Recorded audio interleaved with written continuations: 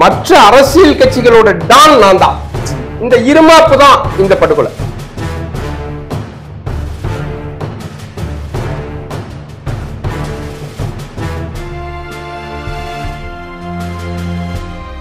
நீ அரசியலுக்கு வா, உன்னை யார் வர வேண்டாம்னு சொன்னா தாராளமா வரலாம். நான் இதுக்கு முன்னாடி நம்ம சேனல்ல கொடுத்த பேட்டியில கூட நம்ம என்ன சொல்லியிருக்கோம், 1000 பூக்கள் மலரட்டும்னு சொல்லியிருக்கோம். விஜய்க்கு யாரும் இங்க அரசியல் கட்சிகள் தடை விதிக்கல.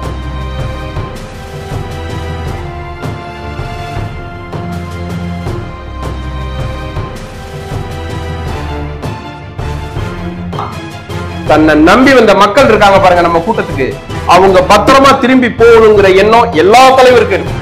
அது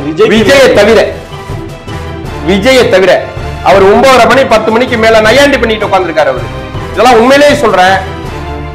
இந்த நடந்த சம்பவத்துக்கு விஜய் முழுவதும் பொறுப்பேற்க வேணும்.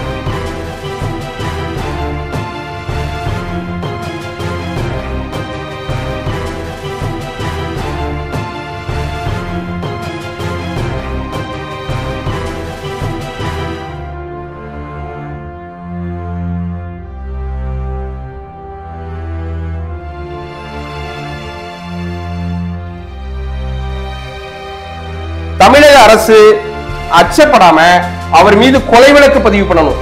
விஜய் மீதும் விஜய் வகையறாக்கள் மீதும் ஆதவ் அர்ஜுன், அப்புறம் இன்னொருத்தர் புஷி ஆனந்தா, அவர் உள்ளிட்ட முன்னணி நிர்வாகிகள் மீது கொலை வழக்கு பதிவு செய்யணும். இதுதான் இந்த 41 பேருக்கு விமோசனம்.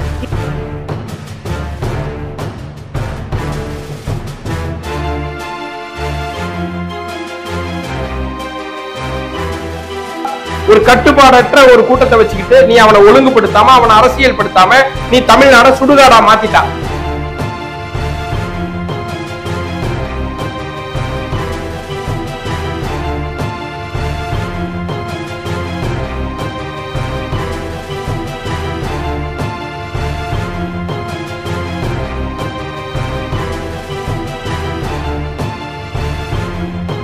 பலி எண்ணிக்கை 41, கிட்டத்தட்ட 113 பேர் அட்மிஷன். அதுல இந்த மாதிரியான ஒரு அசம்பாவிதம், ஒரு கொடூர கோர ஒரு இது நடந்ததா வரலாறு இல்லை. அப்ப இந்த மாதிரியான ஒரு சம்பவத்துக்கு ஒரு மாநிலத்தோட முதல்வர் முதல்ல நிக்கிறதுல என்ன தப்பு இருக்கு? இத அதாவதுங்க, கள்ளக்குறிச்சியில போனாரு போகல, அத அப்புறம் வச்சுக்கோல, ஏன் இதுல அவர் போக கூடாதா?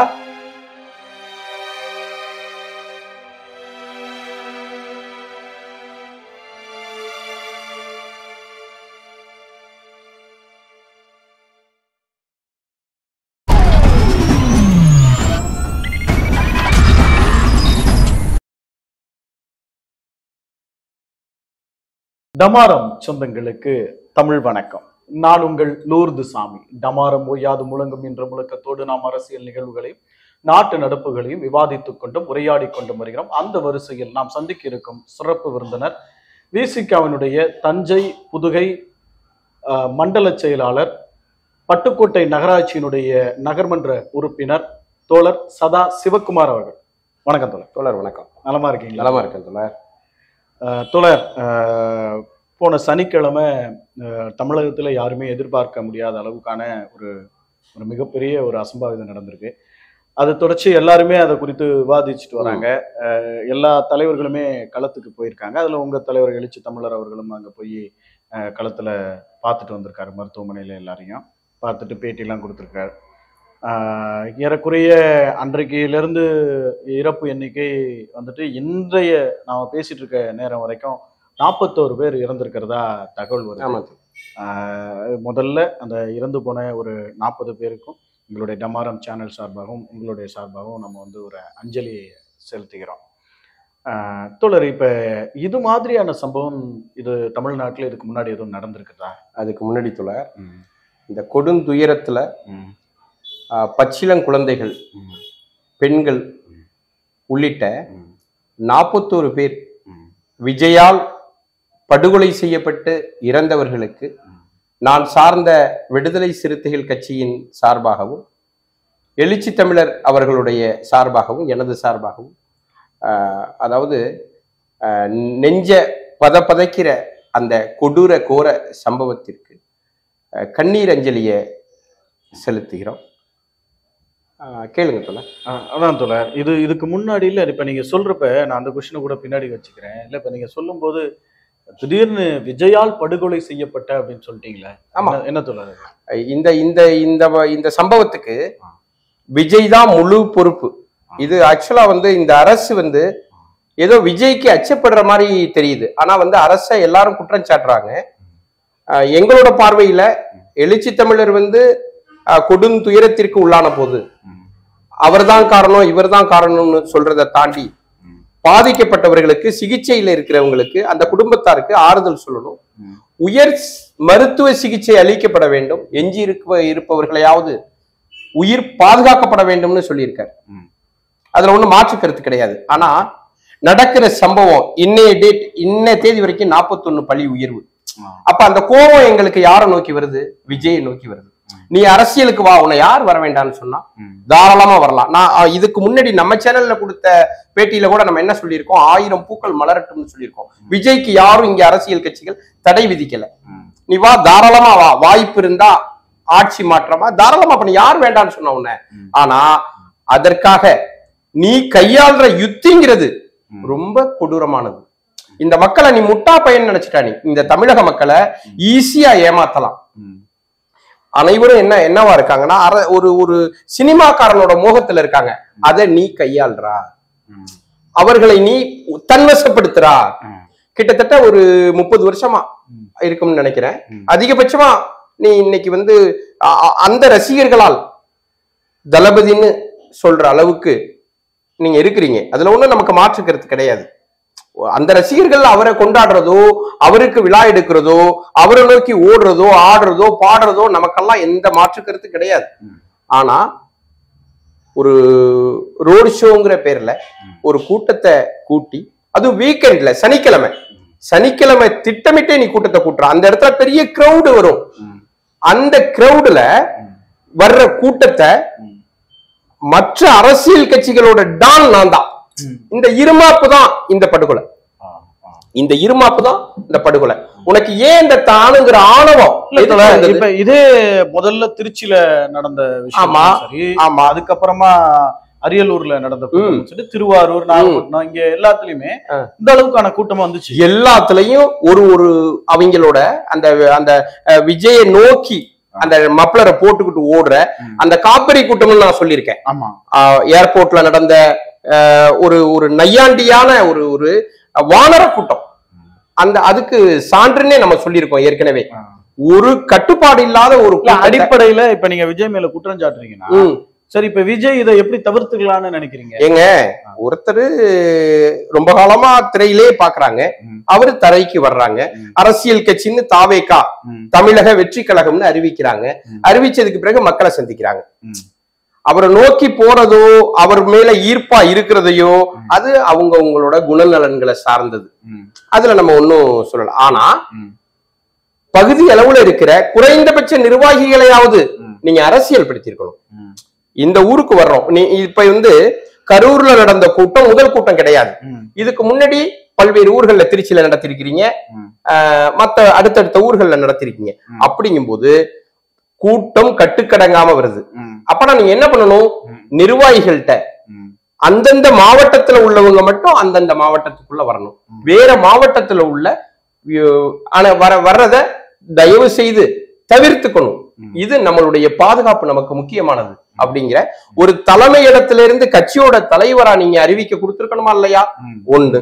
அதன் பிறகு எத்தனை பேர் இந்த கூட்டத்துல கலந்துக்கிறீங்க? மாவட்ட வாரியா, ஒன்றிய வாரியா, நகர வாரியா, பகுதி அளவுல வேன்ல வர்றது எவ்வளவு, வாகனங்கள் பஸ்ல வர்றது எவ்வளவு, இப்படி ஒரு லிஸ்ட் நீங்க எடுத்திருக்கணுமா இல்லையா? எங்க தலைவர் இருக்காரு எழுச்சி தமிழர். ஒரு கூட்டம் கிட்டத்தட்ட பல மாநாடுகள், பல்வேறு தலைப்புகள்ல நாங்க நடத்தி இருக்கிறோம். வெல்லும் ஜனநாயக மாநாடு நடத்தியிருக்கோம், தேசம் காக்கும் பேரணி நடத்தியிருக்கோம், மதச்சார்பின்மை பேரணி நடத்தியிருக்கோம், தேசம் காக்கும் மாநாடு நடத்தியிருக்கிறோம்.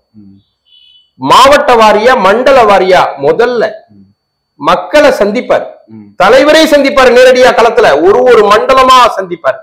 சந்திச்சு அங்க இருக்கிற குறை நிறைகளை, அவங்களோட கூட்டத்தோட நோக்கத்தை எப்படி எப்படி கலந்துக்கணும், எப்படி எப்படி வரணும், அதற்கான பொருளாதார சிரமங்களை நம்ம எப்படி தவிர்க்கிறது அப்படிங்கிற பல்வேறு உரையாடலை கலந்துரையாடலை நடத்துவார்.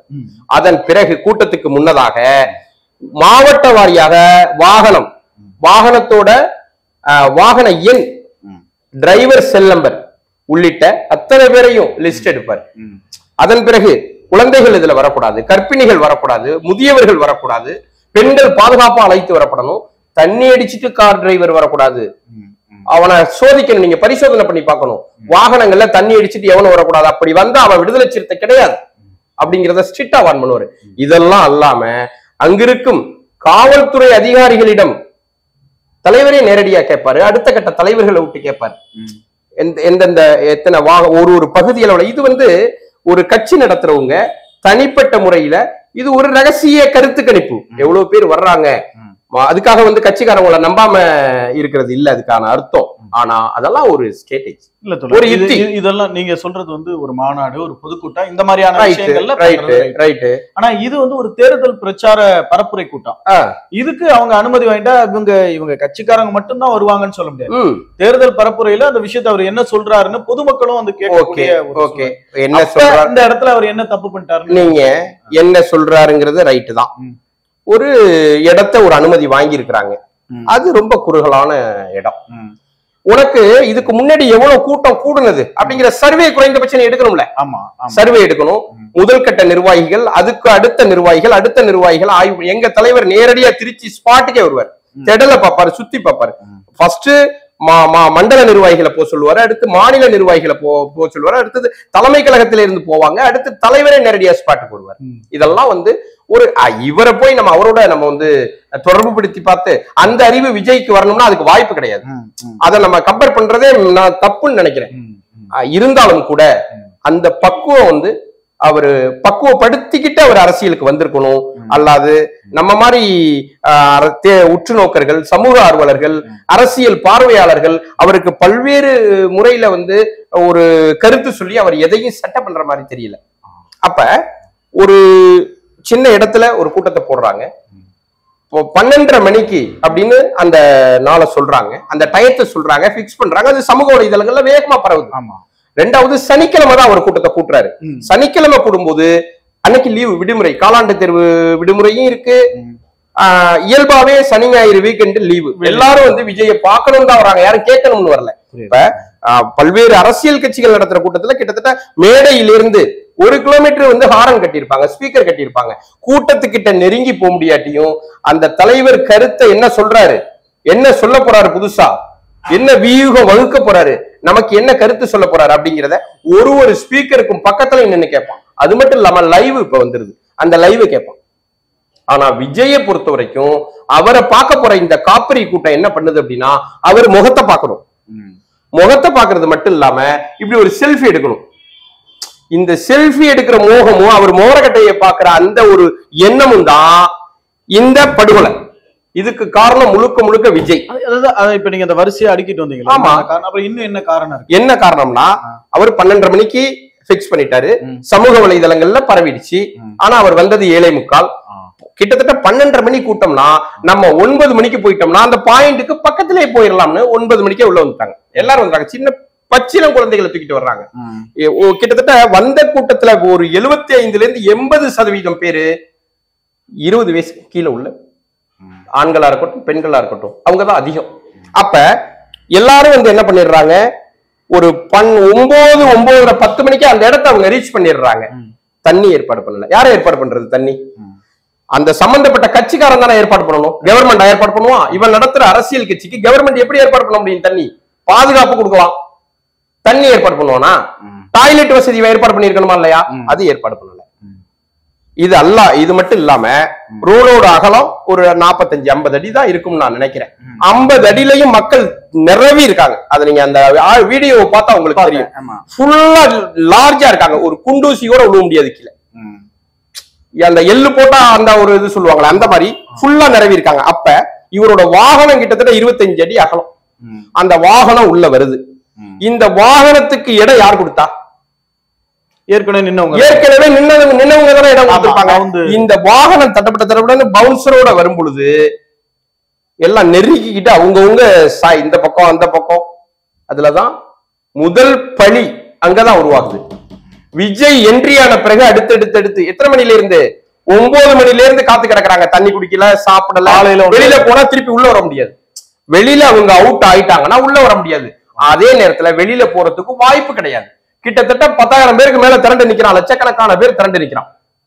உள்ள வந்துட்டாங்க. அப்ப வெளியிலயும் போக முடியல, பச்சை தண்ணி கூட குடிக்கல. அந்த உடம்பு அந்த காத்து இருக்கு பாருங்க, உடம்போட அந்த அது வந்து ரொம்ப, அதாவது விஷத்தை விட ரொம்ப மோசமானது.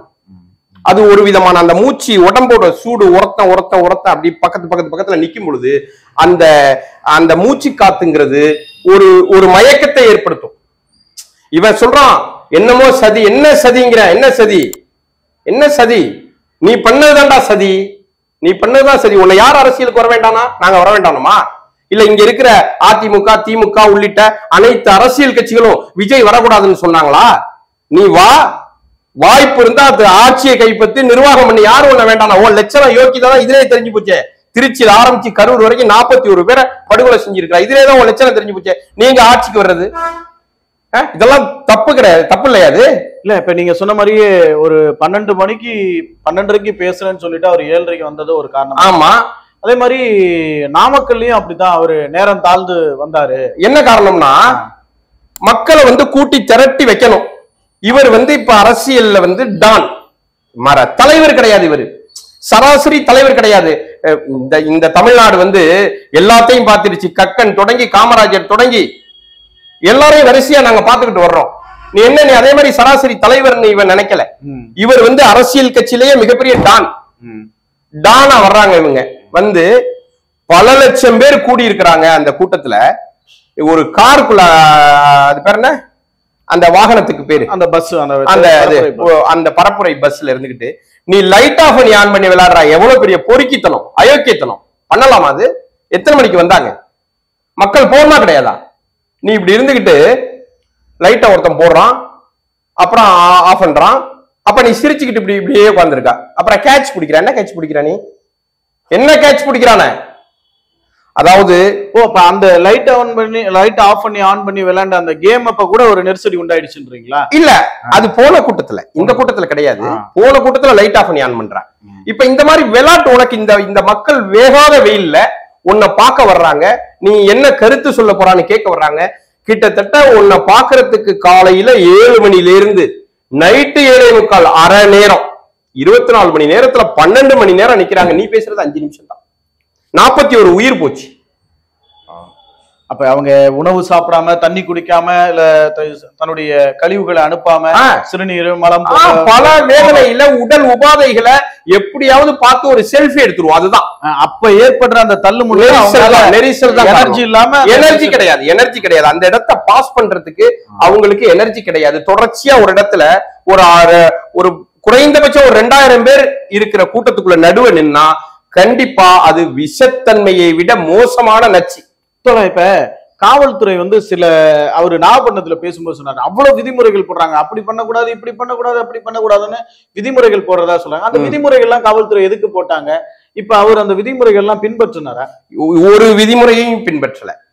ஒருத்தன் அங்கே அந்த கூட்டத்திலே பாருங்க, கூரைக்குள்ள இருந்து பிச்சுக்கிட்டு மேல போறான், மரத்து மேல ஏறி உட்காடுறான், ஒரு கோவில்ல ஏறி தாவுறான். இதெல்லாம் என்னங்க? இதெல்லாம் எம்ஜிஆர் ஒரு கூட்டத்துல கிட்டத்தட்ட ஒரு 9:45 மணி இருக்கும். அவர் ஒரு 10 மணி வரைக்கும் தான் அப்ப எல்லாம் கூட்டத்தோட அனுமதிங்கிறது. ஒரு 9:45 பேசுறாரு. ஒரு முக்கிய அறிவிப்பு, கூட்டத்துல கலந்துக்க வந்த பெண்கள், குழந்தைகள் எல்லாம் கலைஞ்சு போயிருங்க, ஆனா ஆண்கள் மட்டும் இருங்க, உங்களுக்கு ஒரு முக்கியமான நான் செய்தி சொல்லணும் அப்படின்னு சொல்றாரு. அதன் பிறகு பெண்கள், குழந்தைகள் எல்லாம் தூக்கிட்டு போயிடுறாங்க, ஆண்கள் இருக்காங்க. எல்லாம் போனதை மேடையில உட்காந்துட்டு பாக்குறாரு. போனதுக்கு பிறகு என்ன சொல்றாராம், அவங்க எல்லாம் போகணும்னு தான் அவங்களை இருக்க சொன்ன, ஒன்னும் உங்கள்கிட்ட செய்தி இல்லை, நீங்களும் கலைந்து போகலாங்கிறார். எவ்வளவு ஒரு அறிவுபூர்வமான, ஒரு நகைச்சுவையான, அறிவுபூர்வமான, தன்னை நம்பி வந்த பல திசையிலிருந்து யாரு வந்தா என்ன வந்தா யாரும் தெரியும், ஆனா எம்ஜிஆரை பார்க்க வந்தவங்க, அவங்க பாதுகாப்பா போகணும் அப்படிங்கிற அந்த எண்ண ஓட்டம் ஒரு தலைவருக்கு இருக்கணும். அது கடந்த கால தலைவர்களுக்கு இருக்கு. அவங்க பர்சனலா என்ன வேணாலும் ஊழலா இருக்கலாம், அல்லது வேற எதுலயாவது கரப்ஷன் இருக்கலாம், அல்லது நிர்வாக திறமையற்றவர்களா இருக்கலாம், எது வேணாலும் எனிஒன், எந்த கட்சியையும் நான் வந்து சார்ஜும் பண்ணல நல்லவங்க. ஆனா தன்னை நம்பி வந்த மக்கள் இருக்காங்க பாருங்க நம்ம கூட்டத்துக்கு, அவங்க பத்திரமா திரும்பி போகணுங்கிற எண்ணம் எல்லா தலைவருக்கும் இருக்கும். அது விஜயை தவிர அவர் 9:30 மணி 10 மணிக்கு மேல நையாண்டி பண்ணிட்டு உட்கார்ந்துருக்காரு அவரு. இதெல்லாம் உண்மையிலேயே சொல்றேன். இந்த நடந்த சம்பவத்துக்கு விஜய் முழுவதும் பொறுப்பேற்க வேணும், தார்மீக பொறுப்பேற்கணும். நல்ல தலைவருக்கு அழகு அது, பொறுப்பேற்கணும். தமிழக அரசு அச்சப்படாம அவர் மீது கொலை வழக்கு பதிவு பண்ணணும். விஜய் மீதும் விஜய் வகையறாக்கள் மீதும், ஆதவ் அர்ஜுன், அப்புறம் இன்னொருத்தர் புஷி ஆனந்தா, அவர் உள்ளிட்ட முன்னணி நிர்வாகிகள் மீது கொலை வழக்கு பதிவு செய்யணும். இதுதான் இந்த 41 பேருக்கு வந்து விமோசனம். இல்ல இன்னொரு விமர்சனமும் சொல்றாங்களே தோல, இவர் வந்து 8:45 நாமக்கல்ல பேசுறதுக்கு பர்மிஷன் வாங்கிட்டு 8:45 தான் வீட்டுல இருந்து கிளம்புறாரு அப்படின்னு ஒரு விஷயத்த சொல்றாங்க. அத ஒரு சிலர் பல மாதிரி பேசிட்டு இருக்காங்க. அதுதான் நீங்க முன்னாடியே சொல்லிட்டீங்க. அவர் வந்து 12:30 மணிக்கு பர்மிஷன் வாங்கிட்டு இங்க 7:30க்கு தான் வராரு அப்படின்னு சொல்லிட்டீங்க. அப்படின்னா அவர் வந்து வேணும்னே காலம் தாழ்த்துற மாதிரி அவங்க கூட்டம் மக்கள் வரட்டும் அப்படின்னு காலம் தாழ்த்துறாரு. வேணும்னே திட்டமிட்டதுதான். இன்னொரு விஷயத்தையும் சொல்றாங்க. அவரு திருச்சியில இருந்து கார்ல ஏர்போர்ட்ல வந்து இறங்கிட்டு திருச்சியில இருந்து கார்ல வேகமா பயணம் பண்ணி அந்த பஸ் எங்க காத்து இருக்குதோ அந்த பஸ் இருக்கிற இடத்துக்கு எந்த இதுவும் இல்லாம எவ்வளவு சீக்கிரம் வர முடியுமோ வந்து ஏறுறாரு. அந்த பஸ்ல ஏறி பஸ்ஸ வேணும் அந்த அங்கிருந்து புறப்பட்டு அந்த ஸ்பாட்டுக்கு போறத, அது ஏறக்குறைய ஒரு 5 கிலோமீட்டருக்கு 6 கிலோமீட்டர்னா அதை ஒரு நாள் அரை நாள் வேணும்னே ஆக்குறாருன்னு சொல்றாங்க. அந்த குற்றச்சாட்டை என்ன சொல்றீங்க நீங்க? விஜய் வந்துங்க இந்த நடந்த சம்பவங்கள் அனைத்தும் திட்டமிட்டு பண்ணது. திட்டமிட்டு அதான் சொல்றேனே, அவரு சக தலைவர் கிடையாது. அவருடைய எண்ண ஓட்டமும் அப்படி இல்ல. அவரு இந்த அரசியல் கட்சி தலைவர்களுக்கெல்லாம் தலைவர் டான், அவர் தான் டான் அப்படின்னு அவர் நினைச்சிட்டு இருக்காரு. அவர் நினைச்சிட்டு இருக்காரு. ஒண்ணும் இல்லைங்க, எவ்வளவோ தலைவர்களை நானும் ரோட்ல பாத்திருக்கேன். நமக்கு சம்பந்தப்பட்ட தலைவர்களா இருக்கலாம், சம்பந்தம் இல்லாத தலைவர்களா இருக்கலாம். இந்த ஹெட்லைட் ஒண்ணு காருக்கு முன்னாடி சீட்ல இருப்பாங்க, ஹெட்லைட் போட்டிருப்பாங்க. அந்த லைட்டை நல்லா பவரா இருக்கும். இந்த கண்ணாடிக்கும் வெளியில அவங்களோட முகம் தெரிகிற அளவுக்கு அதை வந்து ஏற்பாடு பண்ணிருப்பாங்க. கிரௌடு இருக்கிற இடத்துல மேல எந்திரிச்சிருவாங்க. அந்த இடத்துல பாயிண்டே இருக்காது, ஆனா மேல எந்திரிச்சு அவங்கள வந்து விஷ் பண்ணிட்டு போவாங்க, இப்படி கும்பிட்டுட்டு போவாங்க, இப்படி கும்பிடுவாங்க, 4 திசையிலையும் கும்பிடுவாங்க. அப்ப அவரை பார்க்கணும். பார்த்தாச்சுரா, பார்த்தாச்சு. இவர் ஸ்டாலின் போறாரு, பார்த்தாச்சு. தலைவர் எழுச்சி தமிழர் போனார், பார்த்தாச்சு. எடப்பாடி போனார், பார்த்தாச்சு. ஜெயலலிதா அம்மா போனாங்க, பார்த்தாச்சு. பார்த்துட்டோம், எப்படி இருக்காங்க பாரு அப்படிங்கிற ஒரு ஃபேஸ் அட்ராக்டிவ், அந்த திருப்தி மக்களுக்கு யதார்த்தமா இருக்கும். அந்த மாதிரி இருக்கிறவங்க பார்த்தாச்சு. இனிமே என்ன பேச போய் டிவில பாத்துக்கலாம் அல்லது செல்போன்ல பாத்துக்கலாம்னு கலைஞ்சி போற கூட்டமும் இருக்கு. ஆனா விஜய் என்ன பண்றாரு அப்படின்னா, எல்லாரையும் அங்க தன்னோட பாயிண்ட்டுக்கு வர வைக்கணும். கூட்டம் எல்லாம் மோதணும். விஜய்னா அப்படி பேசுறான் பாருங்க, இந்த காப்பிரி கூட்டத்துல உள்ளவன் அப்படியே பிரஷர் ஏறிடுமே, அப்படியே ஏறிடுமே எல்லாத்துக்கும் அப்படிங்கிற ஒரு பொண்ணு பேசுறா. எவ்வளவு முட்டாள்தனமா இருக்கு தெரியுமா? அது கிட்டத்தட்ட 41 பேர் வந்து ஒரு நிச்சயதார்த்தம் பண்ண அந்த கப்பிள்ஸ், நான் அடுத்த மாதம் திருமணம், செத்து போயிட்டாங்க. எப்படி செத்தாங்க? மிதிச்சு உதைச்சி நசுக்கி. யாரால? விஜய் வாகனம் போனப்ப அவருக்கு விடுற இடைவெளி இருக்கு பாருங்க, அந்த பாதை, அந்த பாதையில் ஏற்பட்ட இட நெருக்கடி தான் நெருக்கடிக்கு காரணம். நசுக்கப்பட்டதுக்கு, மிதிக்கப்பட்டதுக்கு, மிதிச்சே கொண்டுட்டாங்க. அதுக்கப்புறம் அந்த கார் போகும்போது கூட பின்னாடி துரத்திட்டு ஓடுறான், அதுல 2 பேர் கீழே விழுவுறான். இவர் அதை பத்தி எல்லாம் கவலைப்படல. நல்ல தலைவர் என்ன பண்ணணும், உடனடியா பக்கத்துக்கு மாவட்டத்துக்கு போய் ஒரு ஸ்டே பண்ணிட்டு என்ன நடக்குது ஏது நடக்குது லைவ்ல இருக்கணும். Great escape Vijay. ஆமா, அவரோட சார்ந்த முன்னணி நிர்வாகிகளும் அங்க இல்ல. எங்க போனா? மப்ளர் எல்லாம் எங்க ஓடணும்? அந்த மப்ளரே அவளை எல்லையிலேயே காணுமே, எங்க போனோம்? அப்ப ஒரு 2 நாள் கேப் விட்டு என்ன பண்றா, சரி ரைட்டு சம்பவம் நடந்து போச்சு, நம்மளோட அறிவிலித்தனம் முட்டாள்தனம், நம்மள்ட்ட சரக்கு அவ்வளவுதான் அப்படின்னா நீ செவனேன் இருக்கணும். என்ன சிபிஐ விசாரணை கேட்கிறா? என்ன கேட்கிறாங்க? என்ன தப்பு? யார் தப்பு? கூட்டம் போட்டா நீ தான் பாதுகாப்பு, நீ தான் உன்னோட கட்சிக்காரவங்களுக்கு தன்னடக்கத்தை சொல்லி கொடுத்துருக்கணும், நீ தான் பாதுகாப்பா வர சொல்லி இருக்கணும், நீ தான் தண்ணி ஏற்பாடு பண்ணிருக்கணும், நீ தான் அனைத்து அம்சங்களையும் நீ அந்த பகுதியில டாய்லெட் உட்பட அனைத்தையும் நீ ஏற்பாடு பண்ணிருக்கணும். நடந்தது என்ன? கந்திரி திருவிழாவா? அரசு இதுல பொறுப்பேற்றுக்கிட்டு பாதுகாப்பு கொடுக்கிறது, தண்ணி உள்ளிட்ட அனைத்து அடிப்படை வசதிகளையும் செய்யறதுக்கு வந்து என்னென்ன பொது நிகழ்ச்சி? அது ஒரு தனிப்பட்ட பார்ட்டியோட நிகழ்ச்சி இல்லையாது. அதுக்கு நீ தானே ஏற்பாடு பண்ணணும். பாதுகாப்பு கொடுக்க வேண்டியது கடமை எந்த அரசியல். அதுக்கு நீ அனுமதி கேட்டிருக்கிறா. 10,000 பேர்னு நீ சொல்லியிருக்கிறா. 10,000 பேருக்கும் போலீஸ அங்க போட்டிருக்கிறாங்க. அதை மீறி நீ மேல மரத்துல ஏறினா ஒன்னு குரங்கு மாதிரி பிடிச்சு மரத்துல ஏறணும் ஒரு போலீஸ், கோயில் மேல ஏறணும், மரத்துல ஏறி உட்கார்ந்து இருக்கிறோம், அந்த கிளைய உடஞ்சி கீழே விடுவது, அதுல ஒரு சாவு. யார் காரணம் இதுக்கெல்லாம்? உன்னோட அறிவிலித்தனமும் முட்டாள்தனமும் உன்னோட அரசியல் பிரவேசமே முதல்ல தப்புங்கிறானா? இல்ல இந்த விஜயனுடைய வழக்கறிஞர்கள் இப்ப மதுரை ஹைகோர்ட்ல வழக்கு போட்டிருக்காங்க. ஆமா, அந்த வழக்கு போடும்போது அவர் பேட்டி கொடுக்குறாரு. அந்த விஜயோடைய வழக்கறிஞர் என்ன பேட்டி கொடுக்குறாருன்னா, அவர் வந்து அந்த பேட்டிலேயே சொல்றாரு, இது வந்து திட்டமிட்ட சரி, ஒரு 1000 பேர் உள்ள வந்து பூந்தாங்க, எங்க பூந்தாங்க விசாரிக்கணும்னு. எதுக்கு அவர் சொல்றாரு? அப்படி சொல்றாரு. என்ன எதுக்காக சொல்றாருன்னா, யாரு எந்த டீம் அவரை உள்ள களத்துல இறக்கி விட்டதோ அந்த டீம் அவரை நம்பி நிக்கிறாரு, அந்த டீமை நம்பி நிக்கிறாரு. அவர் RSS பிஜேபி காரவங்க உள்ள இறக்கி விட்டாங்க. உள்ள இறக்கி விட்டதுக்கு பிறகு இன்னைக்கு சிபிஐ விசாரணை கேட்கிறாங்க. சிபிஐ யார் கையில இருக்கு? மத்திய அரசோட கையில, ஒன்றிய பாஜக அரசோட கையில இருக்கு. பிஜேபி அவரை பாதுகாத்துரும். உன் பேச்சை கேட்டுதான் நான் இறங்கினேன், இல்லாட்டி சாதாரண அடிச்சுக்கிட்டாவது இருந்திருப்பேன். உன் பேச்சை கேட்டு நான் இறங்கினேன். இன்னைக்கு வந்து இவ்வளவு கொடும் துயரத்துக்கு நான் ஆளாயிட்டேன். நான் பாட்டுக்கும் நான் உண்டு, சினிமா உண்டு, சினிமாவுலயே நான் வந்து போராட்டம் பண்றது, பொதுக்கூட்டம் நடத்துறது, அடிச்சு ஏதாவது ஒரு பிரச்சனை நடந்தா உள்ள அப்படியே நெருப்புக்குள்ள பாஞ்சி பூந்து எடுத்து ஆளை தூக்கிட்டு ஓடியாருது, அந்த வேலை சாகசமெல்லாம் நான் சினிமா ஷூட்டிங்லயே என் வேலையை முடிச்சுக்குவேன். அதை பார்த்துட்டு என்ன நம்பி இப்ப நினைச்சுக்கிட்டு இருந்திருப்பான் போல இருக்கு, இவெல்லாம் நான் பாதுகாப்பா வருவேன்னு. அப்புறம் என்ன பாதுகாக்க வேண்டாமா? அதான் நான் போயிட்டேன், ஆனா என்ன நீ பாதுகாத்துருன்ட்டு போய் பிஜேபியோட மறைமுகமா. அதான் இப்ப அவங்க மேக்சிமம் திரும்ப அந்த, அதாவது விஜயனுடைய ரசிகர்கள் இல்ல விஜய் தரப்பு எல்லாருமே என்ன பேசுறாங்கன்னா, திடீர்னு வந்து உடனடியா ஸ்பாட்டுக்கு இந்த அமைச்சர்கள் எல்லாம் போனாங்கல்ல, செந்தில் பாலாஜி இருக்கட்டும், அன்பில் மகேஷ் பொய்யாமொழி, அது ஏன் திடீர்னு அவங்க வந்தாங்க? அவ எல்லாம் திட்டமிட்டு தான் பண்ணிருக்காங்க அப்படிங்கிற மாதிரி. அப்படி கிடையாதுங்க. அவன் அரசியல்வாதி, இந்த மக்களை நேசிக்கிறவன், இன்னைக்கு தோத்தாலும் நாளைக்கு இந்த களத்துக்கு வரக்கூடியவன். இன்னைக்கு ஆட்சி மாற்றம் ஏற்பட்டாலும் கூட அடுத்து இந்த மக்களை நம்ம சந்திக்கிற கடமையும் பொறுப்பும் தியாகமும் நமக்கு இருக்கு. அந்த தியாகத்தின் அடிப்படையில் நிக்கிறவன் ஏதாவது ஒரு பிரச்சனை அப்படின்னா பிரசன்ட் அட்டென்ஷன் ஆகிறது தான் ஒரு அரசியல்வாதியோட பண்பு. அந்த அரசியல் பாரம்பரிய வழியா வந்தவனுக்கு தெரியும். உனக்கு எப்படி தெரியும்? உனக்கு புதுசா வந்த உனக்கு எப்படி தெரியும்? நீ என்ன பண்ணுவா? கிரேட் எஸ்கேப், பழையூர் பங்களாவா, அந்த பங்களாவுக்கு போகதான் உனக்கு தெரியும். வேற என்ன தெரியும்? இந்த மக்களை நீ நேசிச்சிருந்தா, இந்த மண்ணை நீ நேசிச்சிருந்தா, தமிழ்நாட்டு மக்களை நீ உண்மையா இந்த மக்களுக்கான பிரதிநிதியா நீ அரசியலுக்கு வந்திருந்தா நீ போயிருக்க மாட்டான். தான் ஆடாட்டியும் தான் தசை ஆடும்னு சொல்லுவாங்க. இந்த மக்கள் மீது உனக்கு உண்மையான அக்கறை கிடையாது, எல்லாமே போலி. போலியை நம்பி மக்கள் ஏமாந்து இன்னைக்கு 41 பேர் உயிரிழந்து இருக்கிறாங்க. இந்த சம்பவத்துக்கு விஜய் முழு பொறுப்பு எடுக்கணும். தமிழக அரசு விஜய் உள்ளிட்ட விஜயின் வகையறாக்கள் மீது கொலை வழக்கு பதிவு செய்யணும். அதுதான் இந்த கரூர்ல நடந்த இந்த பெற்றோரை இழந்து நிற்கிற பிள்ளைகளுக்கும், பிள்ளைகளை இழந்து நிற்கிற பெற்றோர்களுக்கும் ஒரு நீதியை இந்த தமிழக அரசு கொடுக்கணும்னா அதுதான். சட்டத்தின் முன் அனைவரையும் நிறுத்தணும், இது யாரா இருந்தாலும் சரி. அமைச்சர் அன்பில் மகேஷ் பொய்யாமொழி அந்த ஆஸ்பத்திரி வாசல்ல அழுதத எல்லாரும் கிரிட்டிசைஸ் பண்றாங்க. அதுல குறிப்பா விஜய் சார்பில் இருக்கிறவங்க எல்லாருமே அதை கிரிட்டிசைஸ் பண்றாங்க. அது ஏன் உனக்கு கள்ளக்குறிச்சியில அவ்வளவு பேர் இறந்தப்ப வராத அழுகை இதுல ஏன் வருதுன்னு கேக்குறாங்க. இதை நீங்க எப்படி பாக்குறீங்க?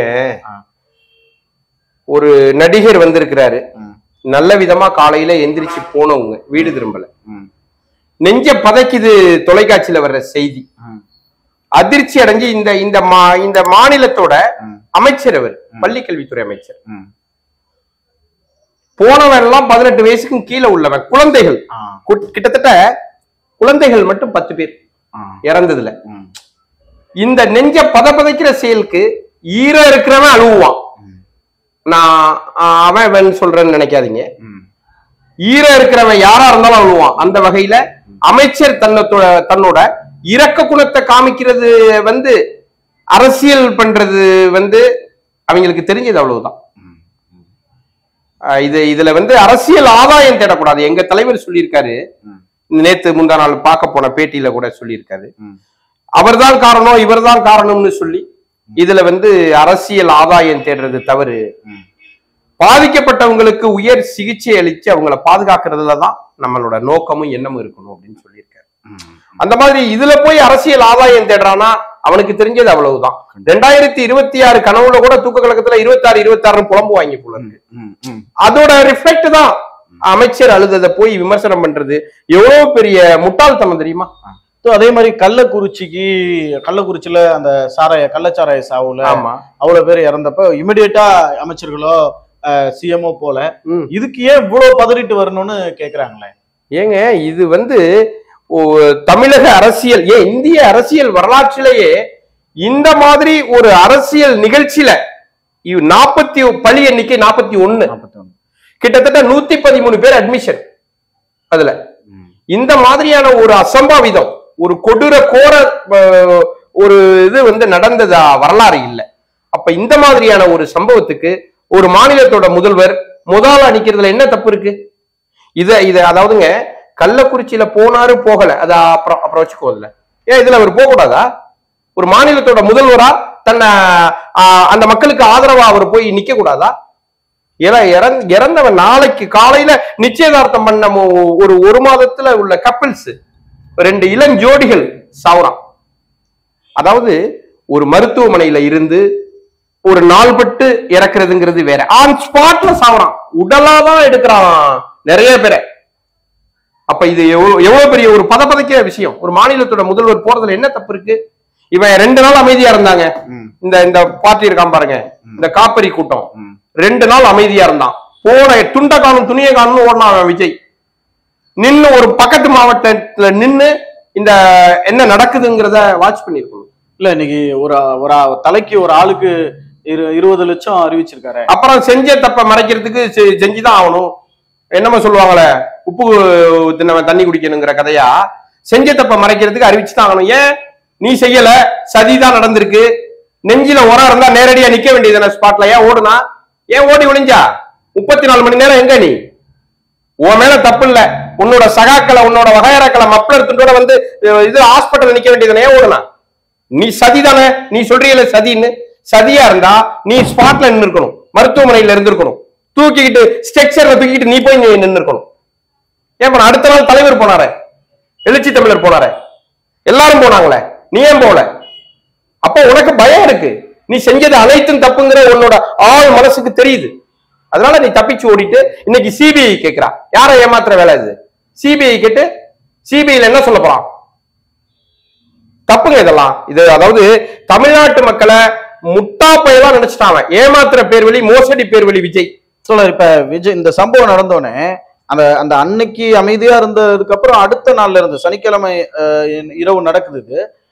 ஞாயிற்றுக்கிழமையிலிருந்து பார்த்தா, ஞாயிற்றுக்கிழமை காலையில இருந்து பார்த்தா பிஜேபி சார்ந்த அண்ணாமலையில இருந்து இன்னும் தமிழிசை சவுந்தரராஜன்ல இருந்து இன்னும் நிறைய பிஜேபி காரவங்களுடைய அத்தனை கவுன்சிலர் உமானந்த், சென்னை கவுன்சிலர் உமானந்த்ல இருந்து எல்லாருமே சிபிஐ வேணும், சிபிஐ விசாரணை வேணும்னு விஜய்க்கு ஆதரவா, விஜய் சிபிஐ விசாரணைன்னு தாவேக்கா அறிவிப்பு வந்ததுல இருந்து இவங்க தொடர்ச்சியா சிபிஐ வேணும்னு கேக்குறாங்க. விஜய்க்கு ஆதரவாவே அவங்களுடைய குரல் இருக்கிற மாதிரி இருக்கு. அப்புறம் இதெல்லாம் கேட்கணும். விஜய் யார் அனுப்பி விட்டாங்களோ அவங்கதான் கேட்கணும். விஜய் அணி களத்துல இறக்குனது பிஜேபி, RSS, சங் பரிவார கும்பல் தான் அனுப்புனது. அப்புறம் அவங்கதான் கேட்கணும். அப்புறம் சிபிஐ கேட்கறதுல இருந்தே தெரியலையா லட்சணம்? நான் தான் உன்னை காவந்து பண்ணணும், நீ சிபிஐக்கு நான் உன்னை காவந்து பண்ணிடுறேன். எல்லாத்தையும் தாண்டி இந்த கூட்டம் இருக்கு பாருங்க, இந்த ஒரு மிகப்பெரிய கட்டுக்கடங்காத கூட்டத்தை அறுவடை பண்றதுக்கு அரசியல் கட்சி துடிக்கிறான். விஜய் இதுல வந்து நீதி, நேர்மை, நியாயம், பழி அதெல்லாம் கிடையாது. அதெல்லாம் தாண்டிட்டான். விஜய்க்கு சப்போர்ட் பண்ணா விஜய் சப்போர்ட்டர்ஸ், விஜய் ஃபாலோவர்ஸ் அப்படியே ஓட்டா மாத்திருவோம், அப்படியே விஜய்க்கு போட்டுருவான் ஓட்டை அப்படின்னு அவங்களோட மாயை, அவங்களோட எதிர்பார்ப்பு, அவங்களோட ஆவல். ஒருவேளை விஜய் வந்து கண்ணை காமிச்சு விடுவாரு, அவன் தாக்கு பிடிப்பாராங்கிறது நம்ம முன்னாடியே பல இன்டர்வியூல எல்லாரும் சொல்லியிருக்காங்க, நம்மளும் நம்ம இன்டர்வியூல சொல்லியிருக்கோம். இது வந்து தேராது, இது சந்தைக்கு வராது, இது வந்து பிளாப் அப்படின்னு எல்லாத்தையும் சொல்லிட்டோம். இத முடிஞ்சிருச்சு, கதை முடிஞ்சிருச்சு. பட் இந்த ஃபாலோவர்ஸ் இருக்கான் பாருங்க, இவனை அறுவடை பண்றதுக்கு ஒரு கூட்டம் தெரியுது. அதுல அனுப்பி விட்டு கூட்டத்துக்கு தானே ப்ரிஃபரன்ஸ் கொடுப்பாரு. அப்ப அனுப்பி விட்ட கூட்டம் பிஜேபி, RSS, சங் பரிவார அமைப்புகள். அவங்க சிபிஐ கேளு, நான் உனக்கு காவந்து பண்ணிடுறேன் அப்படிங்கிறாங்க. என்ன விதிமுறையை? நீ காவல்துறையோட விதிமுறையை நீ ஃபாலோ பண்ணா 12 மணிக்கு அறிவிச்சிய, 12 மணிக்கு நீ வந்தியா? 7:45 வர்றா. அங்க கூட்டத்தை உன் கூட்டம் இது ஃபர்ஸ்ட் கிடையாது. உன்னோட ரேஞ்ச், அந்த ரேஷியோ எவ்வளவு மேல உயருதுங்கிறத நீ பாத்துருக்க. அது உன்னை நோக்கி வர்றாங்களோ, உன் கருத்தை கேட்க வர்றாங்களோ, அல்லது உன்னை பார்க்க வர்றாங்களோ, உன் மோரக்கட்டையை பார்க்க வர்றாங்களோ, அது பிரச்சனை இல்லை. பட் ஆனா நீ போடுற கூட்டத்துக்கு கூட்டம் கூடுது, உண்மைதான், ஒத்துக்கிறோம். அதுக்கு நீ என்ன பாதுகாப்பு கொடுத்தா? நீ இல்லையா வந்து உன்னோட கட்சியில தொண்டரணியை கட்ட வச்சியா? பாதுகாப்புக்கு என்ன ஏற்பாடு பண்ணா? டாய்லெட் வசதி நீ ஏற்பாடு பண்ணியா? நீ இது தண்ணிக்கு டேங்க், அங்கங்க வாட்டர் டேங்க் ஸ்பெசிலிட்டிஸ் நீ வச்சியா? இதெல்லாம் கந்திரி திருவிழாவை அரசு வைக்கிறதுக்கு அரசு பாதுகாப்பு தான் கொடுக்க முடியும். வானர கூட்டத்துக்கு என்னையா பண்ண முடியும்? நீ மரத்துல ஏறுறா, கோவில் கோபுரத்துல ஏறுறா, மாடியில ஏறுறா, எத்தனை போலீஸ் உன்னை தேடி உன் பின்தொடர்ந்து போக முடியும்? நீதான் விஜய் கூட்டத்தை கண்டு போலீஸ் அலறுது, போலீஸ் தெரிக்குது, போலீஸ் பயப்படுது. எங்களை ஒரு கூட்டம் அதிகமா வந்தா தடுத்து டைவர்ட் பண்றது வழக்கம். அதை பண்ணனாதான் உன் காப்பரி கூட்டம் போலீஸ் பயப்படுது. போலீஸ் எதுக்குது? அவனை அடிக்க ஓடுறா, அவனை சட்டையை பிடிக்க ஓடுறா, அவன்கிட்ட தகராறு பண்றா. ஒரு கட்டுப்பாடற்ற ஒரு கூட்டத்தை வச்சுக்கிட்டு நீ அவனை ஒழுங்குபடுத்தாம, அவனை அரசியல் படுத்தாம நீ தமிழ்நாட சுடுகாடா மாத்திட்டா. இதுக்கெல்லாம் விஜய் சட்டத்தால நீ தப்பிச்சாலும் மக்கள் மன்றத்துக்கு நீ பதில் சொல்லியே ஆகணும். விடமாட்டோம் உன்னை நாங்க. கண்டிப்பா தோழர், நிச்சயமா நீங்க ஒரு அங்க என்ன நடந்திருக்கு அப்படிங்கிறத ஒரு அரசியல் பின்னணியில இருந்து, அரசியல் பார்வையில இருந்து ரொம்ப தெளிவா சொல்லியிருக்கீங்க. உங்களுக்கு எங்கள் டமாரம் குழுவினர் சார்பாக நன்றி கலந்த வணக்கங்களையும் வாழ்த்துக்களையும் கூறி முடிக்கிறேன். நன்றி, வணக்கம். நன்றி தோழர்.